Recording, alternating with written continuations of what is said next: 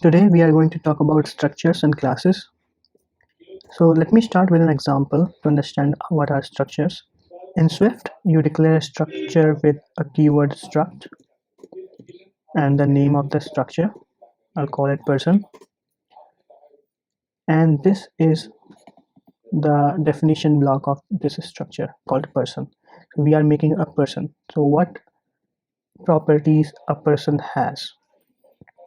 So it can have a first name, that would be a string. So we are defining a blueprint of uh, what a person is. So we can have a last name for the person, that would also be a string, and we would also have an age, that would be an integer. So we have made this a structure called a person, which has three properties: first name, last name, and age. So the structures are really rigid objects. They, in general, they are not supposed to change. And Swift gives you an automatic initializer for your structure. So let's say I want to make a person called Pawan. That's my name.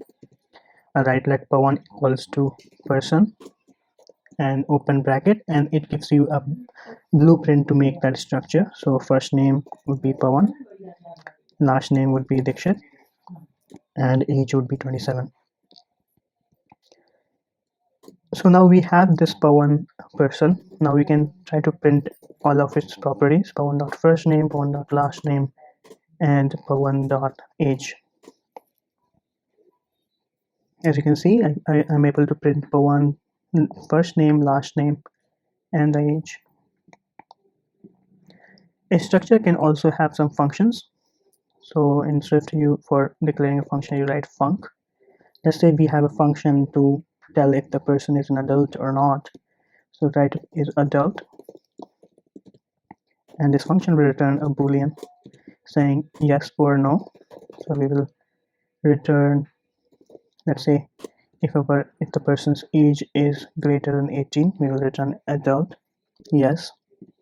Let's try to print it as adult. Yeah, it says true.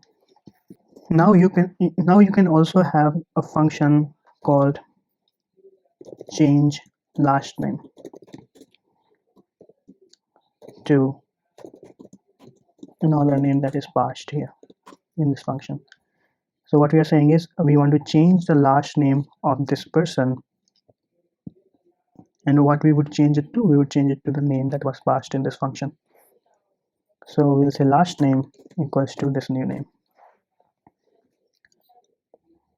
As you can see, the compiler complains saying cannot assign to property last name because it's a left constant. So if you want to change the last name, we want it to be a variable. So let's mark it a var. That means it's no longer a constant, it became a variable. Compiler says cannot assign to property because self is immutable. So as I told you earlier, structures are supposed to be rigid objects. They're not supposed to change in general. But if you want to really do this, you have to append a keyword called mutating in front of the function. That says this function that you are declaring is going to mutate this structure. Remember, we already made this structure called Pawan with the first name of Pawan, last name of Dikshit, and age of 27.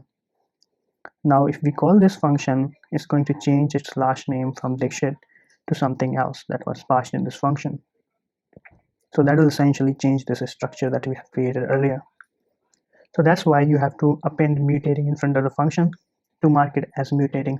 But in general, you don't require these kind of functions because as you can see, this function change last name doesn't make sense here, right? Person's last name might change, but not in general. So let's call it, we'll change the last name to, let's say, Godwin. And then we'll try to see the last name. Now it says cannot use mutating member on immutable value. Pawan is a let constant. So as you can see, Pawan is a person that's declared as constant. So if we are changing the structure that we declared earlier, that's Pawan. If you're changing that with this mutating function, we have to make it a variable. It's no longer constant, it became a variable. Now you can see the last name is changed to Godwin. Now let me comment it out and make a class. To make a class, you just have to use class keyword instead of struct, and by default all functions are mutating in a class. You don't need that mutating keyword. Now in class you also need to declare an initializer. While in struct you saw that compiler gave us a completion with all of the structure's properties ready to be filled in, but that's not the case with person class. So if we try to make a person with the class, it doesn't provide this completion by default. So it doesn't have this initializer by default. So for a class, you have to declare your own initializer. So what an initializer is, whenever you make this person class, you have to tell it what's the first name, what is the last name, and what's going to be the age. So in the initializer, we will take a first name that would be a string, a last name that's a string, and an age that would be an int.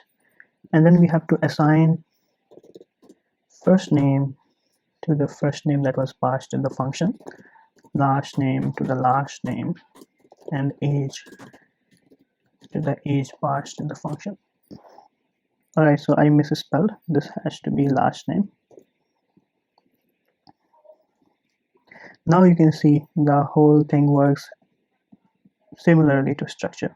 So there's not much difference between a class and a structure. But as you can see, structures are quite compact, and this initializer is automatically generated for us. You don't have to explicitly declare this initializer, as you see this in the class. And also, structures kind of restrict you from changing its own value, because in real use cases, you don't really expect things to change unless you want them to.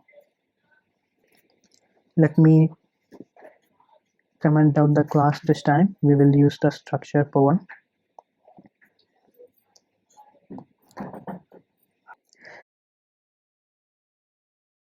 So let me get rid of the person class for now, and then we will change last name to change first name,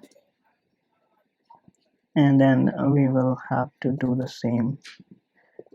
We'll have to make the first name variable because that's what we are going to change, and instead of last name we'll do, and we are not going to change the last name for now. Okay, so now we have a function that changes the first name.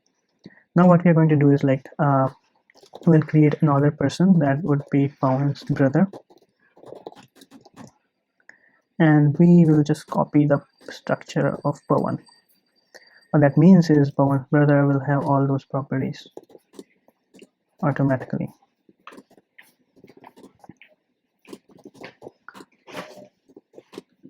As you can see, it has the same first name, last name, and age. Now let's call the change first name function to change the first name to something else, and then try to print this first name just to check it is really changed. Again, as you can see, because the Pawan's brother was a constant, so we can't really change it unless we make it a variable.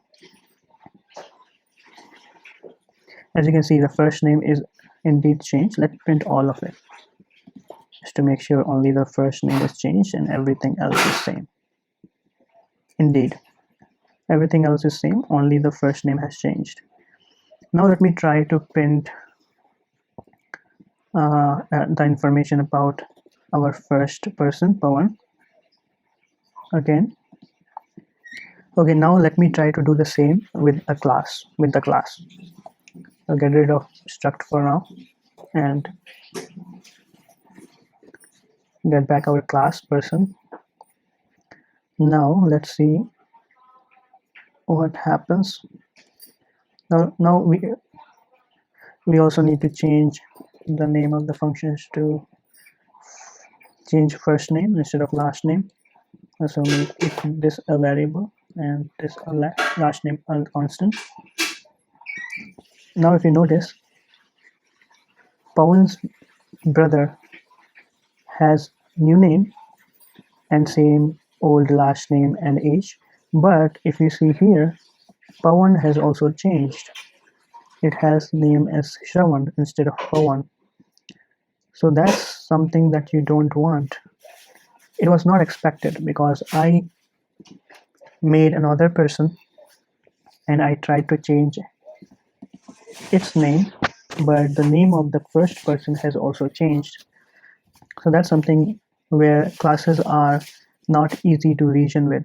As you can see, while it was a structure, all of this code made sense, but when I turned it to a class with same properties and functions, it's not behaving like we expected it to. I would suggest to use structures instead of classes in most of the time because structures are very easy to work with and they don't complicate stuff like classes. Classes have specific use cases that I will tell you in coming videos. Okay, that's it for this video. I hope you guys liked it. I'll see you in the next video.